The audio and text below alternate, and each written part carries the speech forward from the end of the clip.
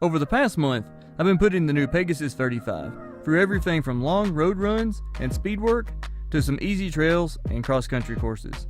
When it comes to daily trainers that can do it all, the Pegasus 35 is one of Nike's front runners, so here's a closer look at how the upper, midsole, and outsole have held up to 100 miles. Starting off with the upper, which has performed perfectly despite it looking a little rough.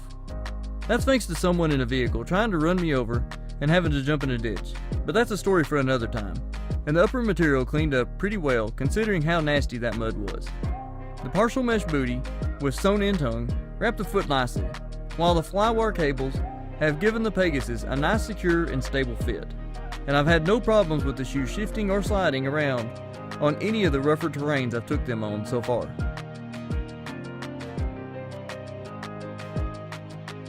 This time of year, with hotter weather, the ability of the upper to breathe and keep your feet dry is also something that I really look for in a running shoe. And this shoe paired with some good dry fit socks has performed really well.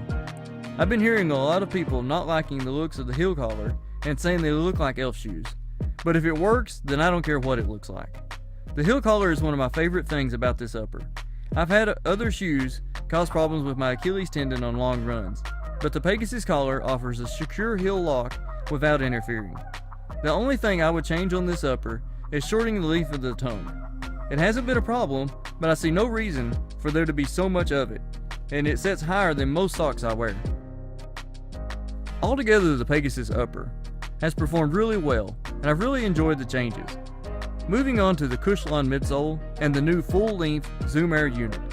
The first 10 to 20 miles in the shoe, the heel felt a lot softer than the rest of the shoe, and I could feel a noticeable step down from the heel to the toe around the midfoot area.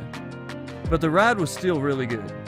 After around 20 miles or so, the midsole got even better and the heel felt about the same as the forefoot of the shoe, and the step down wasn't even noticeable. The midsole and air unit seemed to perform even better once broke in, or I got used to the ride either way. I love how the midsole feels. I've ran several 15-mile long runs in the Pegasus, and there has been plenty of cushioning and arch support without feeling heavy or bulky.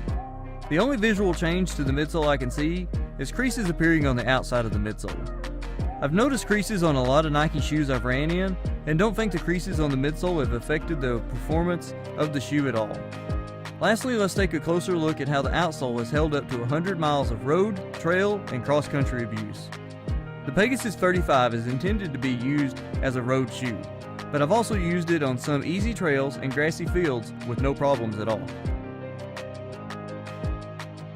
The outsole rubber shows minimal wear and held up really well while offering plenty of traction on varied surfaces without slipping around. If you're going to be running on a more rocky technical trails though, I'd look into one of Nike's trail shoes that offer more protection and a more aggressive tread pattern.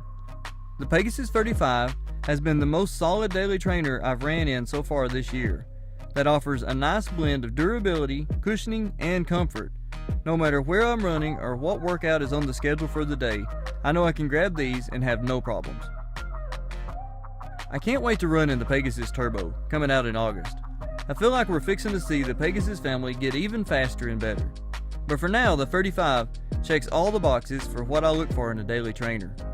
Let me know in the comments below what you thought about this review, and I'd love to hear your thoughts on this shoe and what you think about the upcoming Pegasus Turbo.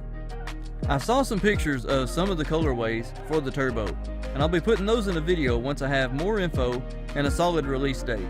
As always, be sure to subscribe and leave a like if you haven't already, and check out my July preview video to see what else I have coming up this month.